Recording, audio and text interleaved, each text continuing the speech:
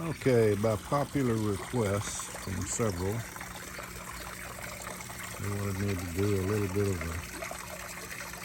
a video on my koi pond that you can see the fish there. There are four in there. The big white one is the koi. There's a Japanese fantail in there. And the other two, I'm not sure what they are. I think they are called shibunkins. I acquired them from somebody when they were just little bitty fellows, and he didn't know what they were either. So anyway, I built this thing myself about 2010, the spring of 2010.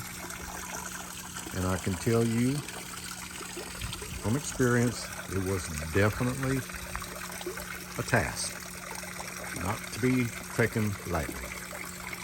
This stone is called moss rock, and the reason it's called moss rock is because when it's exposed to moisture over a long period of time, it will actually grow moss on it. And I'll show you what I'm talking about here.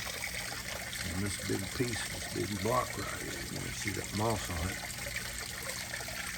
And there are several other pieces in there that have it. This was a task.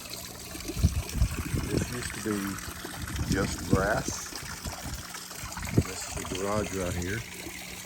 There's just grass all the way out from the yard and went right up to the foundation. So when I decided I was going to build a pond, I said, you know what? That's probably the best place to put it because I can back the waterfall up to the wall and make it somewhat, I don't know, maybe natural looking. But I thought it turned out pretty good. I designed this myself. And I had a guy come out actually before I had it designed and with some drawings and stuff. And I had a guy come out with a professional pond builder. And he said, oh yeah, we can do that, no problem. And I think his quote was $6,800 or something like that. I said, man, you're out of your mind. No day, no way. We're going to pay $6,800 for a pond that size. So he said, well, you won't get it done any cheaper. I said, I'll do it myself. He said, you can't build it for less than that. I said, watch me. So it's got a lifetime liner in it. I dug the hole myself, shaped it the way I wanted it. It's 4 feet deep in the middle.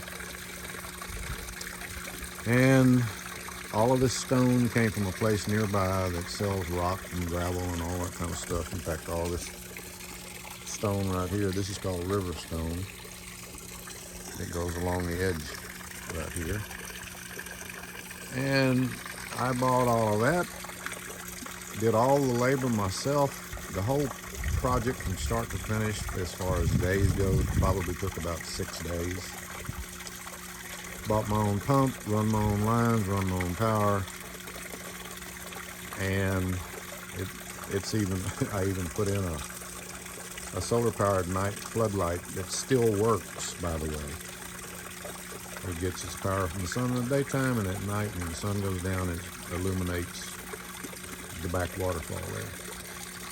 So anyway, my total cost on this, after everything was said and done, my materials, was just a little over $1,400. And most of that was in the stone because they sell it by the pound. And I made several trips back and forth in my old Toyota pickup truck, Tacoma, loaded down with rock. I had them deliver 2 pallets of this big stuff. And it was a chore. That stuff is not light. These big blocks like this, some of those things probably weigh 30, 40, 50 pounds. Easy. And I was happy with it. It's turned out good. I really like sitting out here late in the evening in my swing and listening to the babbling of my waterfall. And somewhere in there, along with those koi, there's 3 or 4 shiners that I had left over from a fishing trip a couple of years ago, and I brought them back and put them in here, and they're still alive. I've seen them from time to time, but they stay at the bottom. They don't. At nighttime, you can come out here with a light and you can see them. They'll come up along the edge, but they stay at the bottom. I had a bullfrog that was resident here for about 2 years, and he finally, after winter was over with, I saw him once or twice, and I guess he finally decided to move on. He got tired of eating fish food. So anyway, and he was a big one too. He wasn't a little guy. He started out small, but he was a big guy.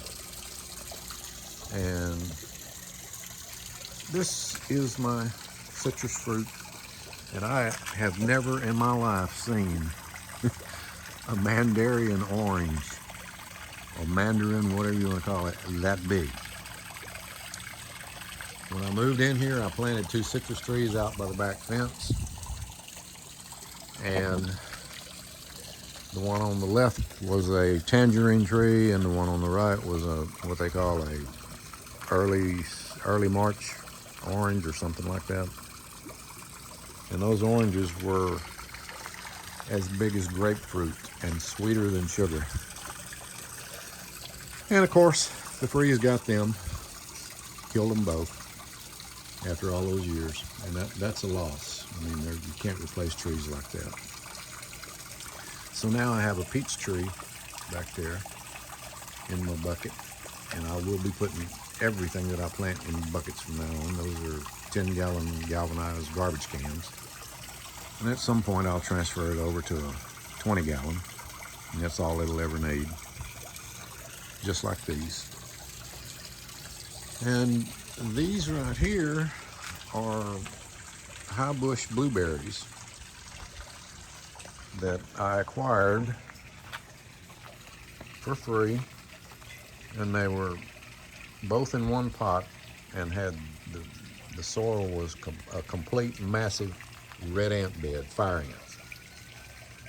So I had to take them out, rinse all the roots out, get all that out of it, and then repot them separately, and they have finally taken off. In fact, up until about 2 weeks ago, I was eating blueberries off of this one here in the front. And if you've never had a homegrown blueberry, you don't know what a blueberry tastes like. I can tell you that. And they were nice size. They were as big as my thumbnail, easy. So they take a real acidic soil. I keep it acidified with an acidifier. And over the years, they will produce more and more and more. So anyway, that is the little vid on the waterfall in the koi pond. And my neighbor's dogs are interrupting my video, so I'm gonna cut it here.